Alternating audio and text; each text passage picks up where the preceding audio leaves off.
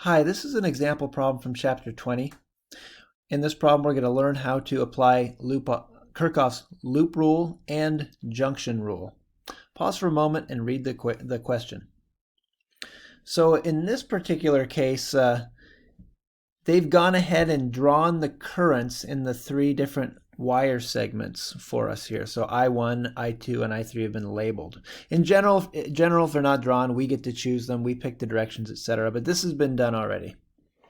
And now we're just asked to create or generate the equations using Kirchhoff's junction and loop rules.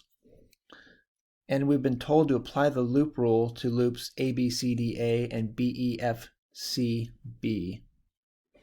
So I'm going to go ahead and start with the loop rule. And we'll go ahead and do the loops that they said. Recall that the loop rule, that is, we are going to go ahead and add up all the voltage changes as we traverse a loop. And when we return to the beginning spot, we add them up and set them equal to 0. So for A, B, C, D, A, we're going to start here.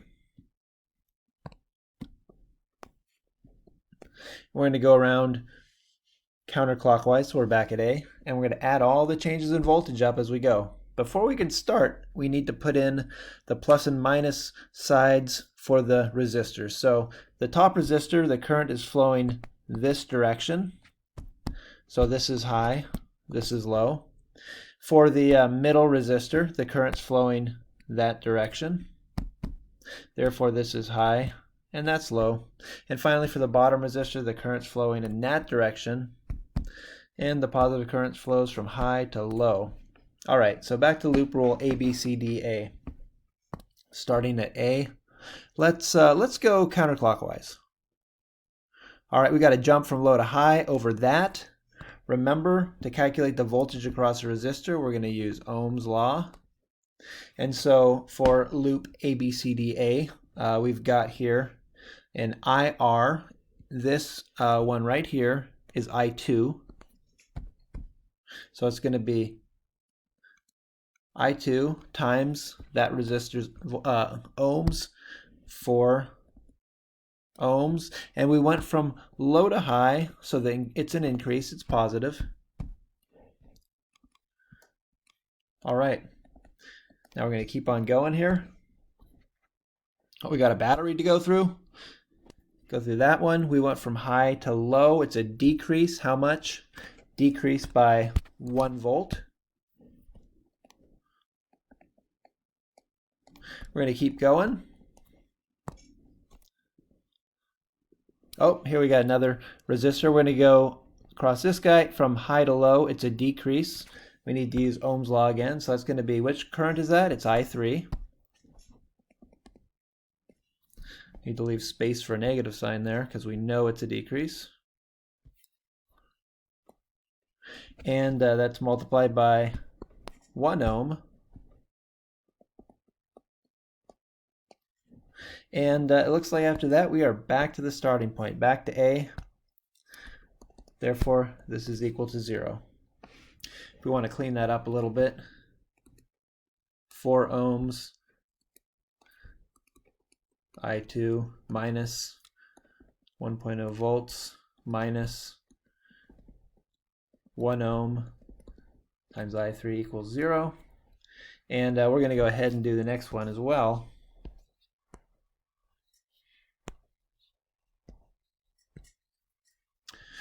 That's going to be B, E, F, C, B. So for this loop rule, why don't we go ahead, it tells us to start here at B. Then we're going to go to E next, so we're going to go ahead and do this guy like this, counterclockwise. Go down. Here's one to go across. We went from high to low. That is a decrease. And we're going to use Ohm's law.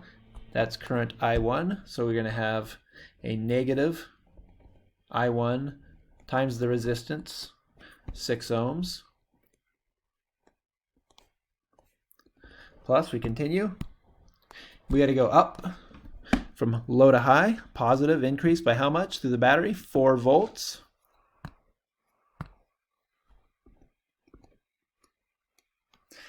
Keep on going. We got to go down through this battery. Oh, no, we don't. We have to go up again. Low to high. That's going to be an increase. How much? 1 volt.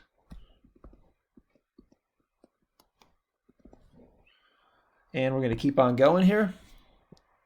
Come to another resistance. We go from high to low. That's a decrease. It's going to be a negative. What is the current there? That is I2. Multiplied that resistance 4 ohms.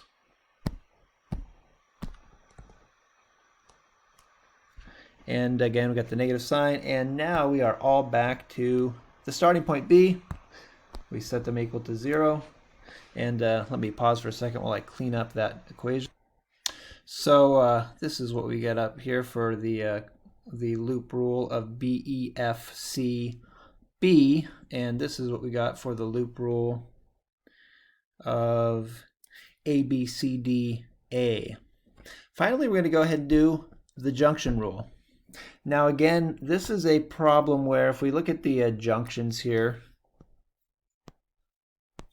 I'm going to just draw, there's 2 junctions, right? Junctions are spots where you have more than multiple wires coming in to the same point such that the current must split. Let's recall the junction rule. Conservation of charge. Charges are the current that's flowing. Whatever goes in must go out.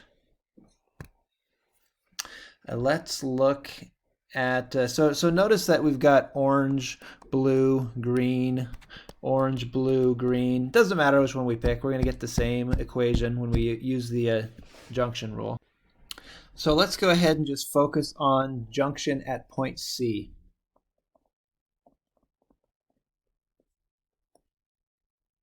This is a much simpler rule than applying the loop rule.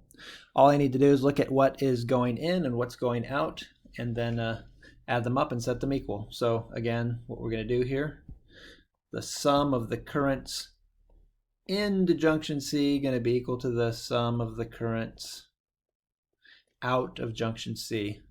What's going in? Well, we've got F flows in, and then that's it. Not F, sorry, I1. So we got I1. And then for the other parts here, we can see that I3, this guy, if you really look at it, right, it goes all the way down there. It's going out. I3 is out. Plus, what else have we got here? I2 also going out.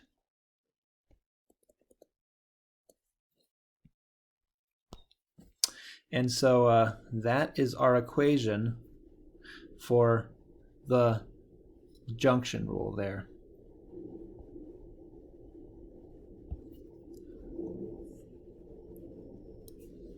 And now if you look at this carefully, you'll see that we've got 3 equations, we've got 3 unknowns, and we just need to do algebra to solve for them, but they didn't ask us to do that. They're just trying to see if we know how to apply Kirchhoff's rules, and we just showed how to do it, so that is enough for this problem.